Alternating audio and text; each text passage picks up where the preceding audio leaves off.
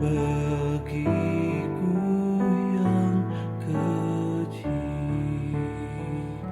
Pada kayu salib ku melihat terang, dan beban hidupku hilang lenyap. Mataku celik karena iman, dan aku bahagia tetap.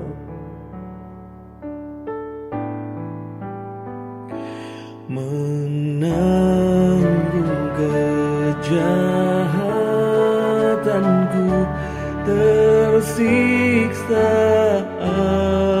masih.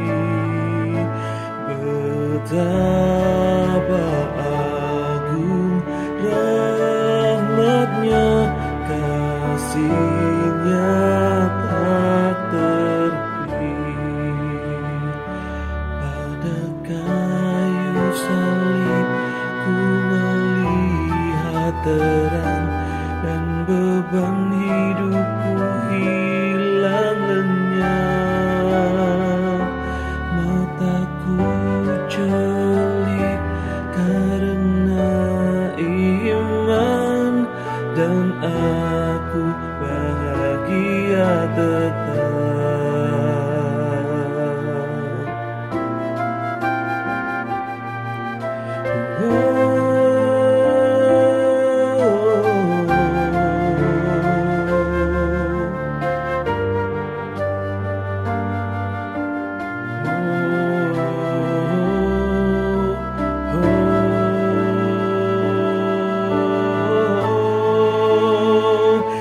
Tak heran surya jadi gelap menutup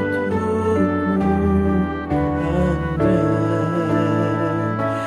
ketika mati haliknya demi manusia.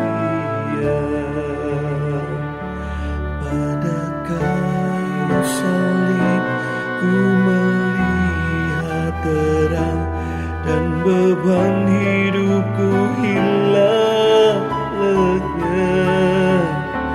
Mataku celik karena iman, dan aku bahagia tetap, tetap, tetap.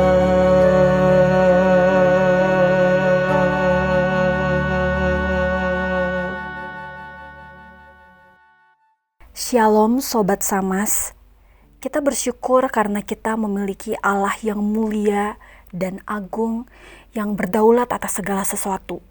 Namun Ia rela meninggalkan segala sesuatu, datang ke dunia menjadi manusia untuk menyelamatkan kita. Ia juga Allah yang terus mau berelasi dengan kita dan selalu menyapa kita dengan kebenaran firman-Nya. Karena itu mari saat ini kita mendengarkan lagi suara-Nya berbicara kepada setiap kita melalui firman-Nya. Mari kita berdoa. Ya Tuhan, kami bersyukur karena kami punya Allah yang seperti Engkau. Engkau Allah yang terus menopang kehidupan kami setiap hari.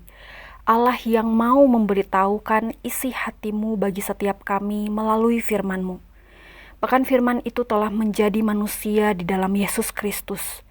Terima kasih ya Tuhan, kini kami rindu disapa kembali oleh kebenaran firman-Mu. Allah Roh Kudus kiranya menolong kami memahami isi hati-Mu ya Tuhan, dan kiranya Engkau berkenan akan setiap perenungan hati kami.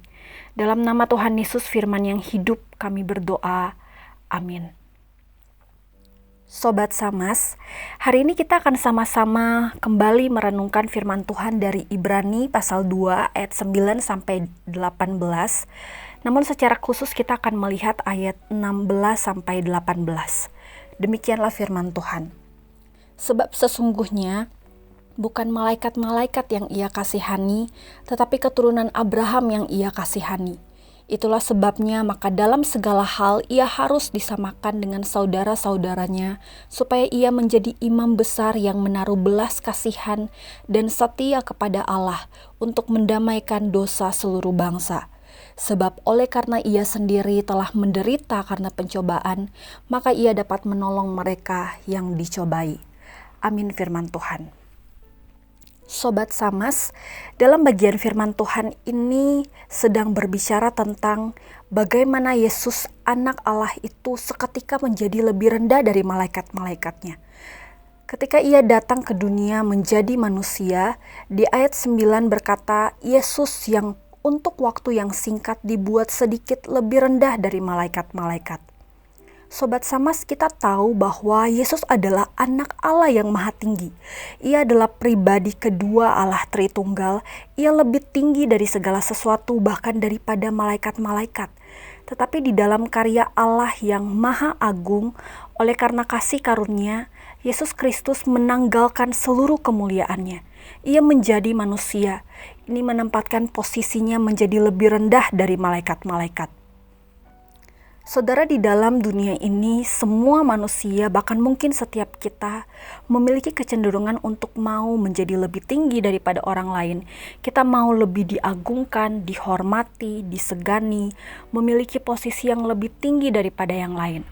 Akan tetapi Yesus, anak Allah yang agung dan mulia itu, ia merendahkan dirinya menjadi yang paling rendah, bahkan ia lebih rendah dari malaikat-malaikatnya. Mengapa, saudara? Mengapa Yesus yang adalah Allah itu mau melakukannya? Sobat Samas, penulis Ibrani memberikan jawabannya kepada setiap kita.